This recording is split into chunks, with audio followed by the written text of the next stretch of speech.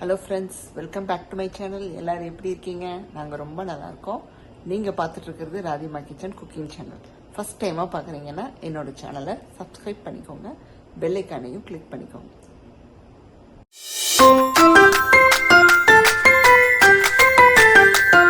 இன்னைக்கு நம்ம சேனலில் என்ன ரெசிபி பார்க்க போகிறோன்னா, கத்திரிக்காய் போட்ட ஒரு சூப்பரான மோர் குழம்பு, தொட்டுக்க கோவக்காய் ஃப்ரை, அது மட்டும் இல்லாமல் அரைச்சி விட்ட ரசம், ஒரு வித்தியாசமான ஒரு ரசம் ஒன்று பண்ண போகிறோம். வாங்க ரெசிபியை ஸ்டார்ட் பண்ணிடலாம். வீடியோவை ஸ்கிப் பண்ணாமல் பாருங்கள். ரெசிபிக்கு என்னென்ன தேவையோ எல்லாமே நான் எடுத்து வச்சுட்டேங்க. ஸோ குயிக்காக பார்த்துடலாங்க. ஃபர்ஸ்ட் மோர் குழம்புக்கு வந்து பார்த்தீங்கன்னா நல்லா புளிப்பான தயிர் தேவைப்படுங்க. நான் வந்து இங்கே இந்தியன் ஸ்டோர்ல கிடைக்கிற தயிர் எடுத்திருக்கேன். கிட்டத்தட்ட இந்த கரண்டியில வந்து பாத்தீங்கன்னா இந்த ஒரு மாவு கரண்டின்னு சொல்லிக்கலாம், சின்ன மாவு கரண்டி, இதுல 2 கரண்டி எடுத்திருக்கேன். 2 கரண்டி எடுத்து தண்ணி விட்டு நல்லா வந்து நம்ம மோர் மாதிரி கரைச்சி வச்சுக்கணுங்க. அது ரொம்ப இம்பார்ட்டன்ட், கரைச்சி வச்சுக்கணும். இதுக்கு வந்து ஒரு விழுது ஒண்ணு தேவைப்படும் இந்த மோர் குழம்புக்கு. என்னன்னு பாத்தீங்கன்னா தேங்காயில பண்ணக்கூடியதுங்க. நான் வந்து என்ன பண்ணிருக்கேன்னா நல்லா ஒரு கைக்கு தேங்காய் எடுத்திருக்கேன். ஒரு கைக்கு துருவன தேங்காய், அதுல 1 டீஸ்பூனுக்கு சீரகம், அப்புறம் காரத்துக்கு ஏற்ப பச்சை மிளகாய். இந்த ரெசிபிக்கு பச்சை மிளகாய் காரம் தான். ஸோ நான் 3 பச்சை மிளகாய் எடுத்திருக்கேன், ஏன்னா அதுவே உரப்பா இருக்கும். அண்ட் தென் அரிசியும், பச்சை அரிசியும், அப்புறம் தோரம் பருப்பும் 1 டீஸ்பூனுக்கு எடுத்து நான் தண்ணியில ஒரு 10 நிமிஷம் ஊற போட்டிருக்கேன். இதை வந்து நம்ம என்ன பண்ண போறோம்னா இந்த தேங்காய் விழுதோட அரைச்சு எடுத்துக்கிறோம்.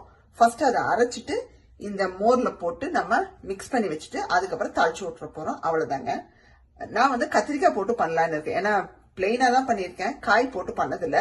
சோ கத்திரிக்காய் போட்டு பண்ணலான்னு இருக்கேன். நீங்க கத்திரிக்காய் தான் கிடையாது, முருங்காய் இல்ல வெண்டைக்காய், அந்த மாதிரி நிறைய வெரைட்டிஸ் இருக்கு. எந்த காய் வேணாலும் போட்டு பண்ணலாம். அதுக்கப்புறம் கோவக்காய் ஃப்ரை பண்ணலான்னு இருக்குங்க. கோவக்காய் வந்து எடுத்து வச்சிருக்கேன் வாஷ் பண்ணி. இன்னும் நான் வந்து அது எதுவுமே பண்ணல. நான் என்ன பண்ணலான்னு இருக்கேன்னா இதை வந்து மஞ்சத்தூள் போட்டு ஜஸ்ட் அப்படியே இந்த ஃபிங்கர்ஸ் மாதிரி கட் பண்ணி வேக வச்சு எடுத்துக்கிட்டு அதுக்கப்புறமா நம்ம ஃப்ரை பண்ணி எடுக்கலான்னு இருக்கேன். இது செய்யும் போது பண்ணிக்கலான்னு இப்ப எடுத்து வச்சிருக்கேன். இங்க வந்து பாத்தீங்கன்னா அரைச்ச விழுது சூப்பரா ரெடி ஆயிடுச்சுங்க. நல்லா நைஸா அரைச்சு எடுத்துட்டு வந்தாச்சு. இப்ப அப்படியே வந்து நம்ம இந்த தயிர்ல சேர்த்துறோம். நீங்க முன்னாடியே வந்து தயிர்ல சேர்த்து கலந்து வச்சுட்டு அதுக்கப்புறமா நீங்க வந்து தாளிப்ப ஆரம்பிச்சீங்கன்னா கரெக்டா இருக்கும். நல்லா மிக்ஸ் பண்ணிட்டு இப்ப தாளிப்புக்கு வந்து பாத்தீங்கன்னா நான் ஒரு வெங்காயத்துல ஒரு பாதி வெங்காயம் எடுத்து கட் பண்ணி வச்சிருக்கேன். கருவேப்பிலை கொஞ்சம் எடுத்து வச்சிருக்கேன். அப்புறம் கடுகு உளுத்தம் பருப்பு போட்டு நம்ம பண்ணிக்கிறோம். நான் வந்து இன்னைக்கு கேஸ்ட் அயர்ன் பேன் எடுத்திருக்கேன். ஸோ இதுல பண்ணாலே ஒரு நல்ல ஒரு டேஸ்ட் கிடைக்குதுங்க, எந்த ரெசிபி பண்ணாலும். ஸோ அதுல வந்து இப்ப எண்ணெய் சேர்த்துக்கலாம், கூடுதல் டேஸ்ட் கிடைக்குது இதுல பண்ணா. எண்ணெய் சூடாயிடுச்சுங்க. ஃபர்ஸ்ட் கடுகு சேர்த்துக்கலாம், ஜஸ்ட் கொஞ்சமா சேர்த்துக்கோங்க. அதுக்கப்புறம் சீரகம் கொஞ்சம் சேர்த்துக்கலாம், சும்மா லைட்டா. அதுக்கப்புறம் உளுத்தம்பருப்பு. இதெல்லாம் நல்லா பொரியட்டுங்க. அதுக்கப்புறமா நம்ம மத்த ஐட்டம் சேர்த்துக்கலாம். இப்ப பாத்தீங்கன்னா நமக்கு கடுகு நல்லா வெடிச்சுக்கிட்டு இருக்கு. காஞ்ச மிளகாய் சேர்த்துக்கலாங்க, நல்லா கிள்ளி சேர்த்துக்கோங்க. அப்புறம் கருவேப்பிலை,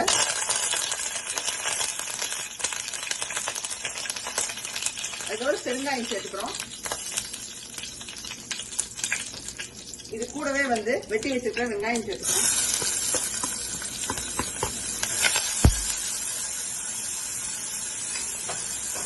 இந்த வெங்காயத்து கூடயே வந்து லைட்டா கலந்து விட்டுட்டு கத்திரிக்காய் வச்சிருக்கோம். சேர்த்துட்டு நமக்கு வெங்காயம் கத்திரிக்காய் நல்லா வதங்கி வரட்டுங்க. அதுக்கப்புறமா நம்ம கரைச்சி வச்சிருக்கிற அந்த தேங்காய் விழுது மோரெல்லாம் சேர்ந்து மிக்ஸ் பண்ணி வச்சிருக்கோம், அதை சேர்த்துக்கலாம். இப்போ வந்து பாத்தீங்கன்னா கத்திரிக்காய் வெங்காயம் எல்லாம் வதங்கிட்டு இருக்குங்க. இந்த சமயத்துல மஞ்சத்தூள் சேர்த்துக்கலாம், ஒரு 1/2 டீஸ்பூனுக்கு சேர்த்துக்கோங்க. நமக்கு கத்திரிக்காய் வந்து ஒரு கலர் சேஞ்ச் ஆகுற மாதிரி தெரியும், பிரவுன் கலர்ல. அந்த அளவுக்கு சாட்டே பண்ணிக்கிட்டோம்னா குயிக்கா வெந்துடும் நமக்கு. நம்ம கரைச்சி வச்சிருக்கிற அந்த தயிர் விழுது இருக்கு பாத்தீங்களா, அதை வந்து நல்லா ஒரு வாட்டி மிக்ஸ் பண்ணிட்டு உள்ள சேர்த்துக்கணும். ஸ்லோ ஃபிளேம்ல வச்சுக்கோங்க. இது ஊற்றும் போது ஏன்னா ஹை ஃபிளேம்ல வேண்டாம். ஒரு மிக்ஸ் குடிச்சிட்டு உப்பு சேர்த்துடலாங்க. தண்ணி வந்து உங்க கன்சிஸ்டன்சிக்கு ஏத்த மாதிரி சேர்த்துக்கோங்க. சப்போஸ் ரொம்ப திக்கா இருக்குன்னா லைட்டா நீங்க சேர்த்துக்கலாம். ஏன்னா கொதிக்க கொதிக்க மேபி அந்த தேங்காய் வந்து கொஞ்சம் திக்னஸை கொண்டு வரலாம். இப்போ நம்ம ரெசிபிக்கு தேவையான உப்பு சேர்த்துடலாங்க. மோர் குழம்புக்கான உப்பு.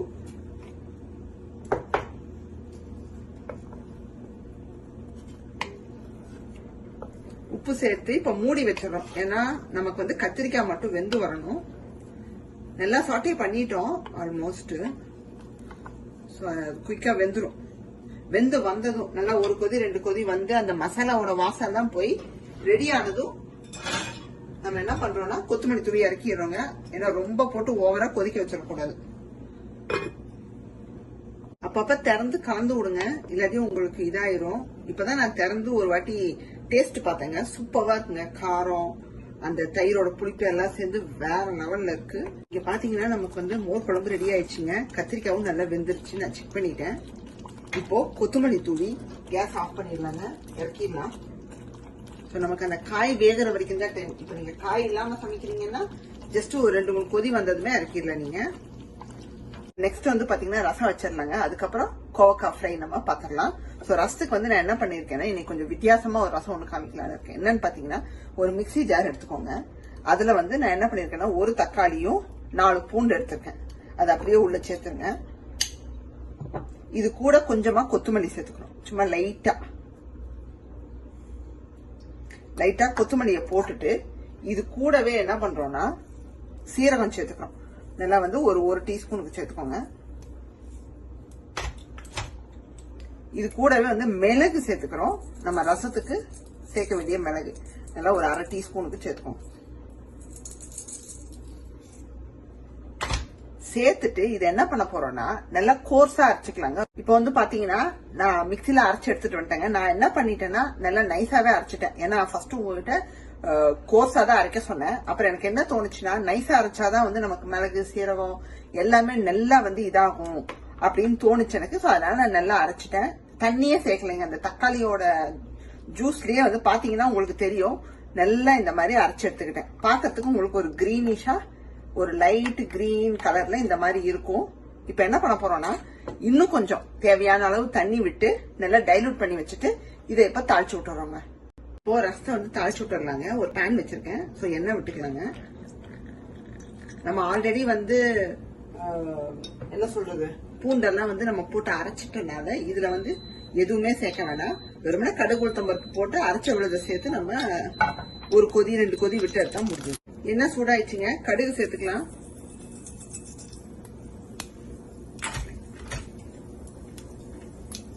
உளுத்தம் பருப்பு சேர்த்துக்கலாங்க. சீரகம் சேர்த்துக்கலாம்.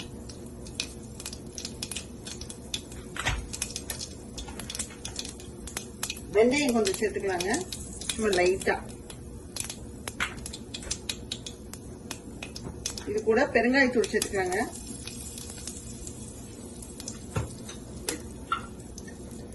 கொஞ்சமா வந்து மஞ்சள் பொடி சேர்த்துக்கலாங்க.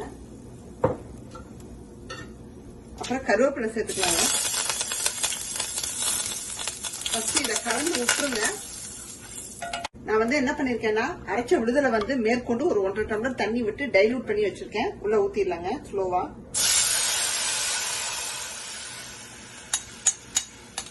நமக்கு வந்து திக்னஸ் அந்த இதெல்லாம் பார்த்துட்டு இன்னும் கூட தண்ணி வேணும்னா ஊத்திக்கலாங்க. இது பாக்கிறதுக்கு ஒரு சூப் மாதிரியா இருக்கும். நல்லா வந்து ஒரு தக்காளி கொரியாண்டர் ரசம்னு சொல்லிக்கலாம் அல்லது சூப்புன்னு சொல்லிக்கலாம். இந்த மாதிரி அரைக்கும் போது நமக்கு நல்லா வந்து எல்லாமே சேரும். இப்போ உப்பு சேர்த்துக்கிறோம். ரசத்துக்கு தேவையான உப்பு.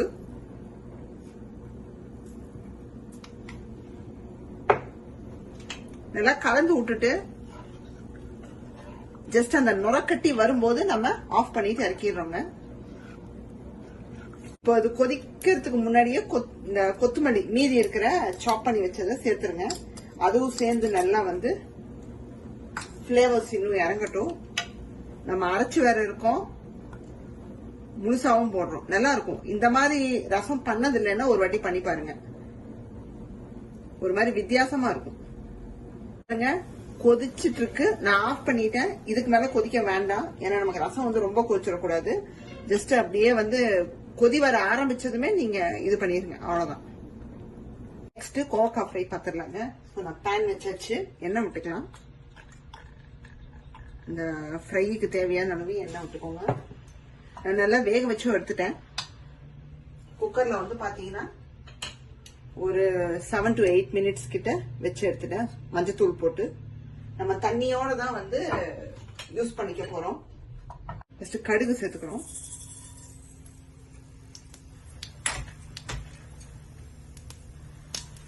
லைட்டா உளுத்தம்பருப்பு சேர்த்துக்கிறோம்.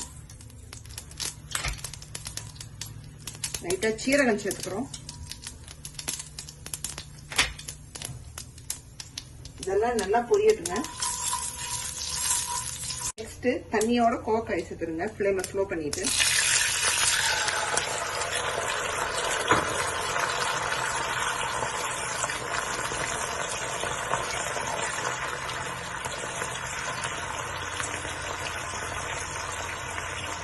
தண்ணி வந்து நல்லா வந்து சுண்ட வச்சுக்கலாம் நம்ம.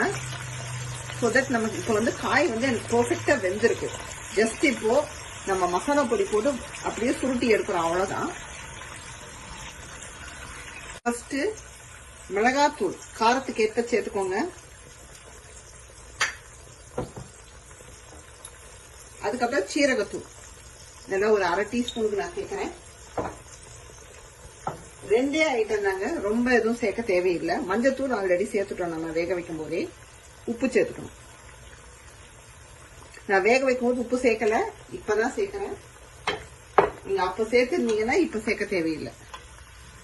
இப்ப என்ன பண்ண போறோம்னா அப்படியே தண்ணி சுண்டுற அளவுக்கு சுண்டி அந்த மசாலா எல்லாம் வந்து உங்களுக்கு என்ன சொல்றது அந்த கோவக்கால ஒட்டி ஒரு மாதிரி என்ன சொல்றது தொக்கு மாதிரி அப்படியே சுருண்டு வரும். அப்ப நம்ம இறக்கிடலாம். இது பாத்தீங்கன்னா தண்ணி எல்லாம் ஆல்மோஸ்ட் சுண்டிடுச்சுங்க. இப்ப மசாலா வந்து என்ன ஆகும், தொக்கு மாதிரி அப்படியே அதுல ஒட்டிக்கும். ஆல்மோஸ்ட் அதான் ஹை ஃபிளேம்ல ஓப்பனா வச்சிருங்க. இன்பிட்வீன் இப்படி கலந்து மட்டும் விடுங்க, அவ்வளவுதான். நம்ம கோவக்காய் வந்து பாத்தீங்கன்னா பாருங்க ஆல்மோஸ்ட் வெந்துருச்சு, பக்காவா வெந்துருச்சு. இந்த மாதிரி நீங்க வேக வச்சு பண்ணும்போது ஈஸியா இருக்கும், டப்புன்னு முடிஞ்சிடும். பாத்தீங்கன்னா தண்ணி ஃபுல்லா சுண்டிடுச்சுங்க. அந்த தண்ணி ஃபுல்லா ட்ரை ஆனதும் ஸ்லோ பண்ணிருங்க, இல்லாட்டி உங்களுக்கு அடி பிடிக்கும். அதுக்கப்புறம் ஒண்ணுமே இல்லை, அனதர் ஒரு என்ன சொல்றது ஒரு 30 செகண்ட்ஸுக்கு ஸ்லோல லைட்டா மசாலால இப்படி வந்து நீங்க பரட்டி விடுங்க. பாருங்க சூப்பரா ரெடி ஆயிடுச்சுங்க. காரம் எல்லாமே கரெக்டா இருக்கு. இன்னைக்கான வீடியோ பார்த்துருப்பீங்க.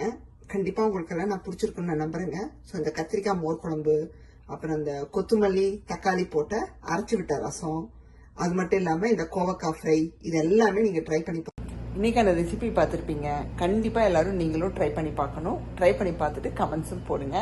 என்னோட சேனல்ல நான் போடுற வீடியோஸ் எல்லாம் உங்களுக்கு பிடிச்சிருந்தா ராதிமா கிச்சனை லைக், ஷேர் அண்ட் சப்ஸ்கிரைப் பண்ணிருங்க. பெல் ஐக்கானையும் கிளிக் பண்ணிருங்க. உங்களை வேறொரு வீடியோவில் சந்திக்கிறேன். Bye, see you soon.